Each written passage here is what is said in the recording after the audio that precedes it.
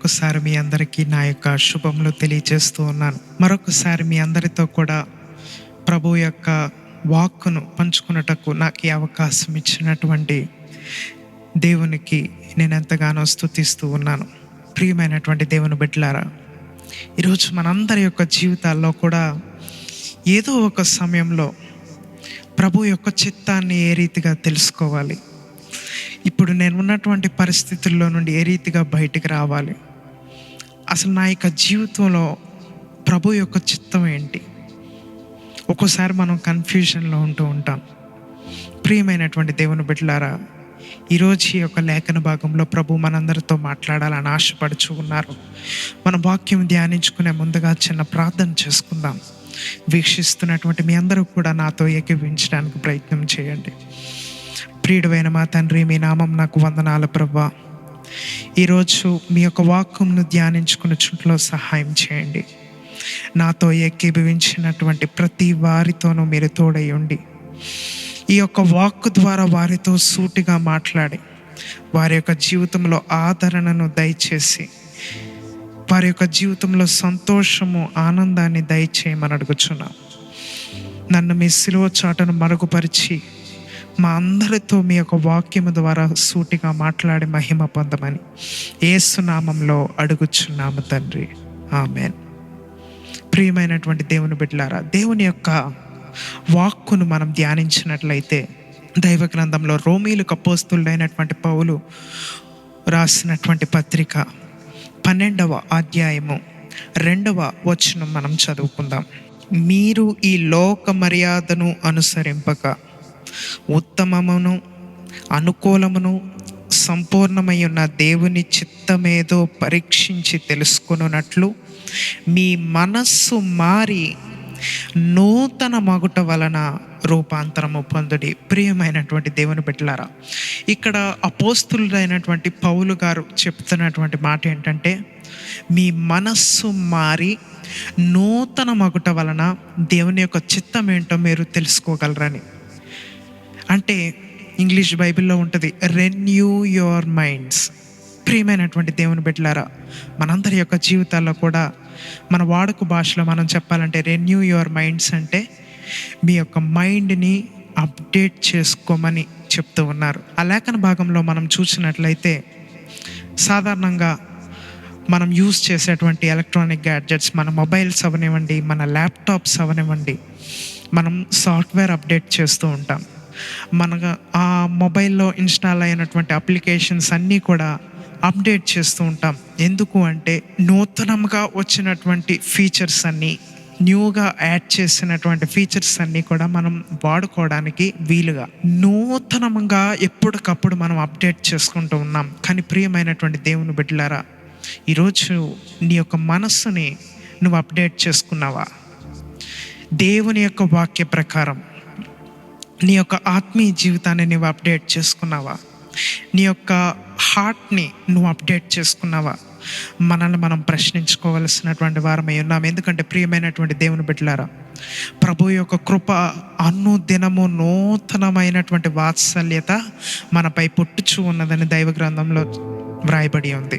కనుక మన యొక్క జీవితంలో పాత మనస్తత్వాన్ని పెట్టుకుని మన మనస్సులో పాత స్వభావం ఏలుబడి చేస్తూ నూతనమైనటువంటి అద్భుతాలను మనం చూడలేం, నూతనమైనటువంటి బ్లెస్సింగ్ని మనం చూడలేం, నూతనమైనటువంటి ఆశీర్వాదాలను మనం చూడలేం, న్యూ బ్లెస్సింగ్స్ని మనం చూడలేమనేటువంటి విషయాన్ని మనం జ్ఞాపకం చేసుకోవాలి. ఎందుకంటే ప్రియులారా, ఒక నూతన కన్స్ట్రక్షన్ చేయాలి అంటే ఆ ప్లేస్లో ఉన్నటువంటి ఓల్డ్ బిల్డింగ్ని డిమాలిష్ చేసి అప్పుడు మనం నూతన కన్స్ట్రక్షన్ చేయాలి.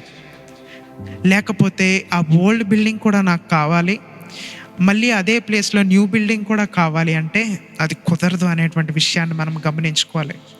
కనుక మన యొక్క జీవితంలో కూడా న్యూ బ్లెస్సింగ్స్ కావాలి అంటే కొన్ని మన యొక్క జీవితంలో మనం విడిచిపెట్టవలసినటువంటి వారమై ఉన్నాం. అవి ఏంటి అనేటువంటి విషయాన్ని మనం గమనించినట్లయితే విశ్వాసులకు తండ్రి అయినటువంటి అబ్రహాం యొక్క జీవితంలో మనం చూడగలం. ఆదికాండం 13వ అధ్యాయం 6వ వచనం మనం చదువుకుందాం. వారు కలిసి నివసించుటకు ఆ ప్రదేశము చాలకపోయెను. ఎందుకనగా వారి ఆస్తి వారు కలిసి నివసించలేనంత విస్తారమై ఉండెను. ప్రియులారా, విశ్వాసులకు తండ్రి అయినటువంటి అబ్రాముగా ఉన్నటువంటి సమయంలో తండ్రి అయినటువంటి యెహోవా ఆదికాండం 12వ అధ్యాయం 1వ వచనంలో, నీవు లేచి నీ తండ్రి ఇంటి నుండి నీ బంధువులను నీ దేశాన్ని అందరినీ విడిచిపెట్టి నేను చూపించే దేశానికి వెళ్ళమని చెప్పినప్పుడు అబ్రహాము అన్నిటినీ విడిచిపెట్టేశాడు. దేవుడు ఎక్కడికి వెళ్ళమంటే అక్కడికి వెళ్ళాడు. కానీ అబ్రహాము లోతును మాత్రం విడిచిపెట్టలేకపోయాడు. తన సహోదరుని కుమారుడైనటువంటి లోతుతో చాలా ఇమోషనల్గా అటాచ్ అయిపోయినటువంటి విషయాన్ని మనం చూస్తాం. లోతును విడిచిపెట్టకుండా లోతును కూడా తనతో పాటు తెచ్చుకున్నాడు. అయితే దేవుడు అబ్రహాం యొక్క విధేయతను చూచి అబ్రహామును ఆశీర్వదించాడు. అబ్రహాముతో పాటు లోతును కూడా ఆశీర్వదించినటువంటి స్థితిని మనం చూస్తాం. అయితే అటువంటి సమయంలో ఆ ఆశీర్వాదం ఎంతో విస్తారమైనటువంటి ఆశీర్వాదం, కానీ దేవుడు చెప్పినటువంటి ఆశీర్వాదం మాత్రం అది కాదు అనేటువంటి విషయాన్ని మనం గమనించాలి. దేవుడు ఇంకా విస్తారమైనటువంటి ఆశీర్వాదాన్ని దేవుడు దాచిపెట్టి ఉంచారు. కానీ అబ్రహాము యొక్క జీవితంలో ఉన్నటువంటి ఆ లిమిటేషన్ ఏంటంటే లోతుగా మనం చూస్తాం. ఇప్పుడు న్యూ బ్లెస్సింగ్ ఒకవేళ దేవుడు అబ్రహాంకి ఇవ్వాలన్నా వారు నివసించడానికి ప్లేస్ సరిపోవట్లేదు, ఆ యొక్క చోటు చాలకపోయాను అని దైవ గ్రంథంలో సెలవిస్తూ ఉంది. ప్రియమైనటువంటి దేవుని బిడ్డలారా, ఇప్పుడు అబ్రహాము దేవుని యొక్క చిత్త ప్రకారం ఆశీర్వదించబడాలి. దేవుని యొక్క చిత్తం అబ్రహాముని ఇంకా గొప్పగా ఆశీర్వదించాలని. కనుక అబ్రహాముని దేవుడు ఇంకా గొప్పగా ఆశీర్వదించాలి అంటే ఏం చేయాలి చెప్పండి? లోతు అబ్రహాము విడిపోయి వేరు ప్రదేశాల్లో నివాసం ఉండాలి. కానీ అబ్రహాము లోతును విడవగలడా చెప్పండి? విడవలేడు.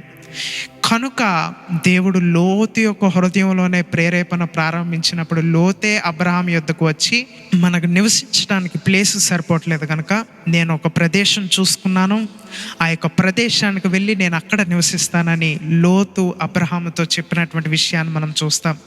అయితే వారిరువురు అలా సపరేట్ అయ్యారు. అయితే అదే ఆదికాండము అదే 13వ అధ్యాయము 14వ వచనం మనం చదువుకుందాం.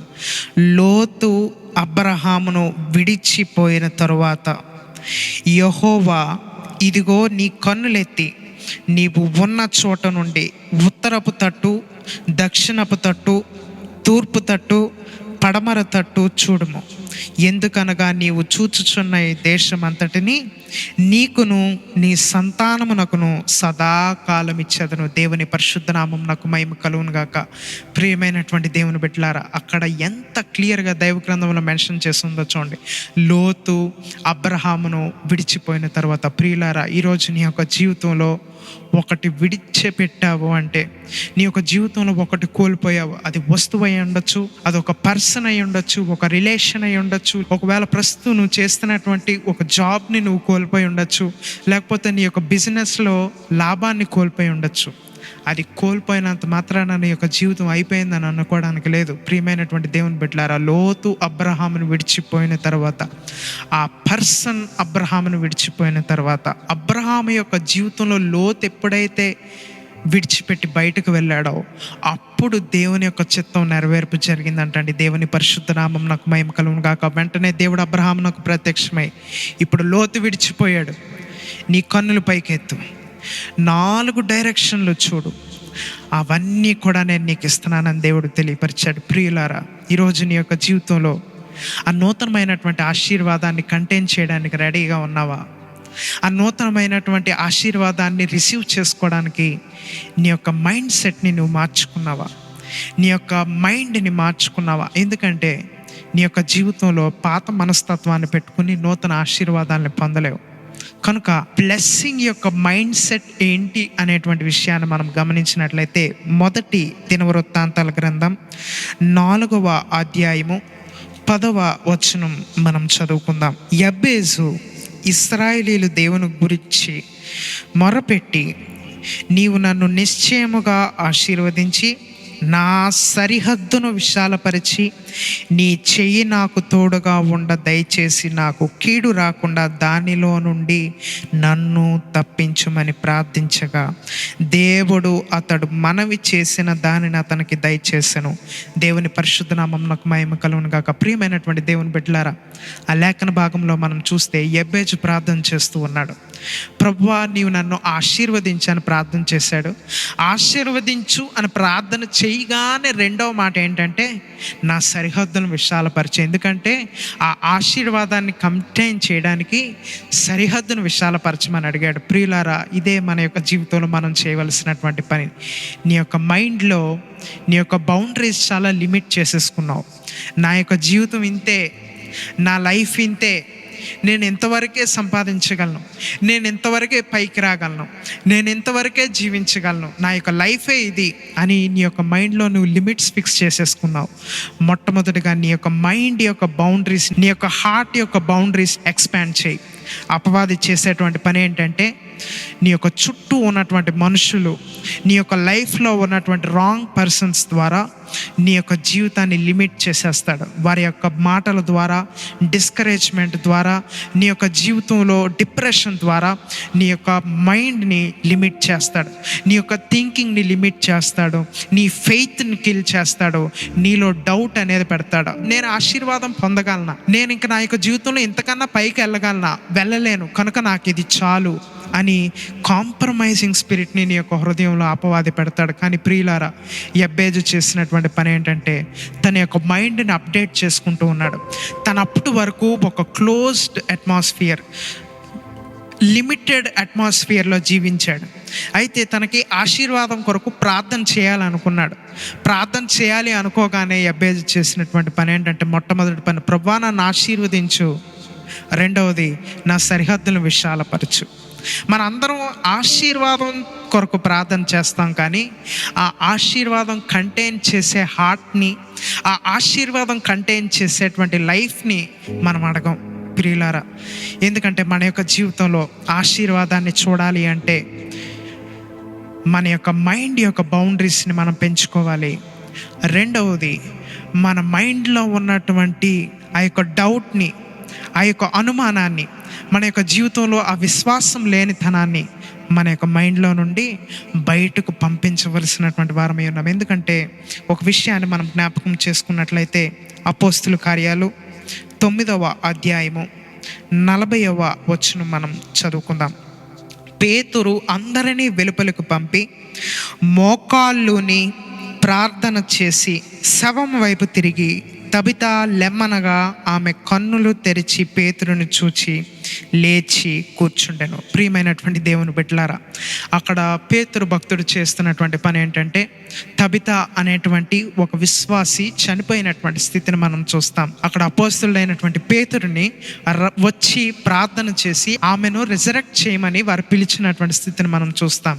అయితే పేతురు అభిషేకం పొందినటువంటి వ్యక్తే, పేతురు దేవుని యొక్క ఆత్మతో నింపబడినటువంటి వ్యక్తే.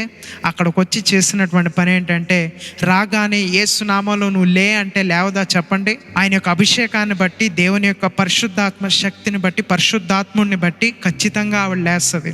కానీ పేతురు చేసినటువంటి పని ఏంటంటే మొట్టమొదటిగా వాళ్ళందరినీ బయటికి పంపించేసినటువంటి విషయాన్ని మనం చూస్తాం. ఎందుకు అంటే ఒక కొత్త బ్లెస్సింగ్ రావాలంటే పాతయన్నీ బయటికి పంపించేశాడు. అలాగే ఈరోజు నీ యొక్క జీవితంలో నీ యొక్క హెల్త్ ఒక డెడ్ సిచ్యువేషన్లో అయ్యి ఉండొచ్చు.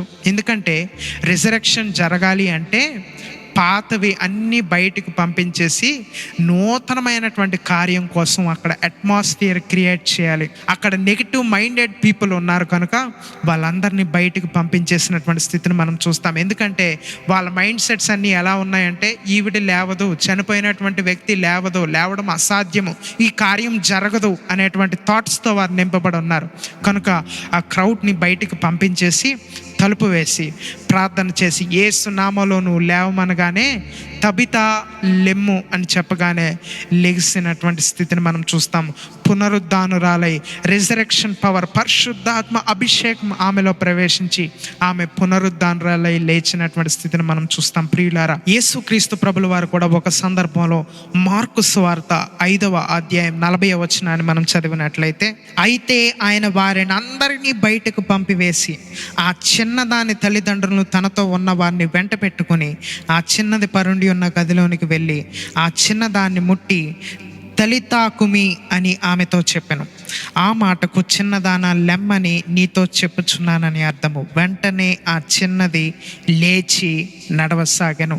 ప్రియమైనటువంటి దేవుని బిడ్డలారా, యేసు ప్రభు కూడా చేస్తున్నటువంటి పని ఏంటంటే, ఆయన యొక్క సేవా పరిచర్యలో కూడా సమాజ మందిరపు అధికారి యొక్క కుమార్తె కూడా చనిపోయినటువంటి పరిస్థితిలో అక్కడ వారందరూ కూడా యేసు ప్రభువుని బాధించకు, ఆయనను శ్రమ పెట్టుకు, నీ కుమార్తె చనిపోయింది, ఇంకా ఆవిడ లేవడం అసాధ్యము అని చెప్పి డిస్కరేజ్ చేసినటువంటి విషయాన్ని మనం చూస్తాం. అయితే ప్రభు మొట్టమొదటిగా చేసినటువంటి పని ఏంటంటే, నెగిటివ్ పీపుల్ అందరినీ కూడా బయటకు పంపించేశారు. నెగిటివ్ వర్డ్స్ని బయటికి పంపించేశారు. ఆ అట్మాస్ఫియర్ నుండి నెగిటివ్ థాట్స్ని బయటకు పంపించేశారు. ఎందుకంటే ఫెయిత్ని డిస్ట్రాక్ట్ చేసేవేవి కూడా ఆయన ఆ ప్లేస్లో ఉంచలేదు అనేటువంటి విషయాన్ని మనం చూస్తాం. ప్రియమైనటువంటి దేవుని బిడ్డలారా, అదే పరిస్థితిలో పేతురు యొక్క సేవా పరిచర్లో వచ్చేటప్పటికి ఆయన కూడా చేస్తున్నటువంటి పని ఏంటంటే, ప్రభు చేయడం చూశారు, అది జ్ఞాపకం తెచ్చుకుని పేతురు భక్తుడు కూడా అదే పని చేశారు.